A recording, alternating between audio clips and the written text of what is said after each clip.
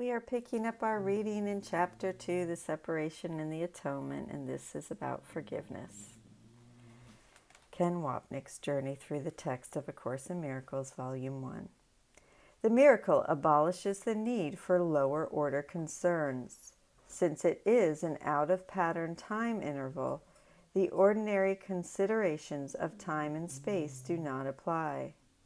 When you perform a miracle, I will both arrange time and space to adjust to it. In truth, of course, Jesus does no such thing, for he speaks metaphorically of what happens when we become right-minded and listen to him. Our perspective shifts from the linear spatial world to the non-linear, non-spatial mind. From the horizon plane, I'm all over the place, to the vertical. In actuality, we are the ones who arrange time and space by changing our teacher. In the following discussion of the atonement, we see a description of forgiveness, even though the term is not used. It focuses, as we have seen, on looking past the ego's distracting forms, the world and body, to their source, the mind that chose incorrectly and can now choose again. The context is the religious symbolism of an altar contained in the temple. The temple is our true self, while the altar, an important symbol in A Course in Miracles, represents the decision maker that chooses the ego or the Holy Spirit. The real beauty of the temple cannot be seen with the physical eye. Spiritual sight, on the other hand, cannot see the structure at all because it is perfect vision. It can, however, see the altar with perfect clarity. Christ's vision, spiritual sight, looks beyond the body, the form, to the mind, the content. This allows the decision maker to choose wholeness instead of fragmentation, God over the ego. Returning to the theme of defenses, atonement is the only true protection from fear, for it returns us to the memory of our identity as Christ, the temple in which dwells the living God of love, as we now read. For perfect effectiveness, the atonement belongs at the center of the inner altar, where it undoes the separation and restores the wholeness of the mind. Before the separation, the mind was invulnerable to fear, because fear did not exist. Both the separation and the fear are miscreations that must be undone for the restoration of the temple, and for the opening of the altar to receive the atonement.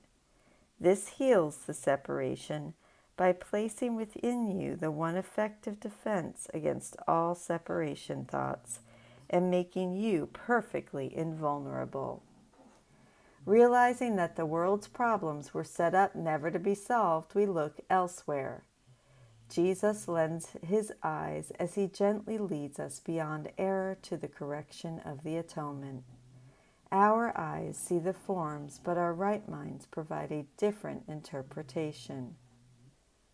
The world is no longer a hostile place that requires our defenses, but a classroom of forgiveness in which we learn to look past it to the mind's mistaken choice and correct the error.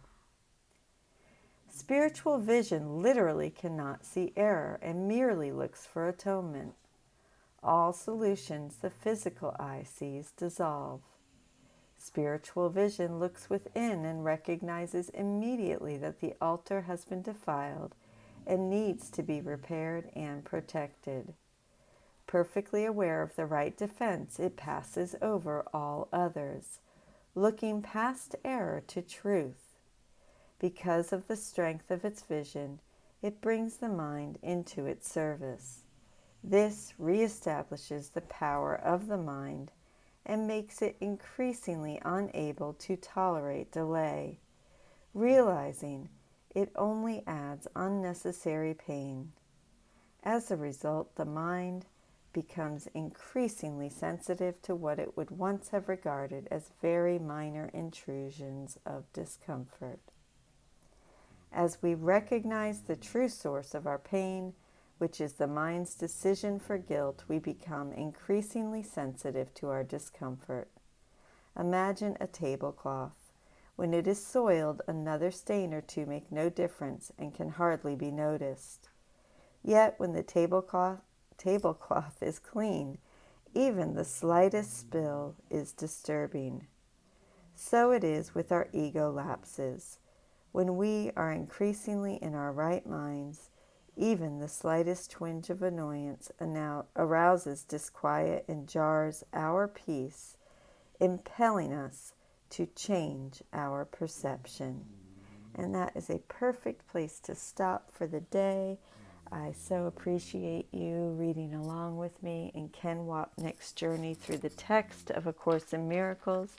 This is Volume 1, Chapter 2, The Separation and the Atonement, and this is subsection Forgiveness.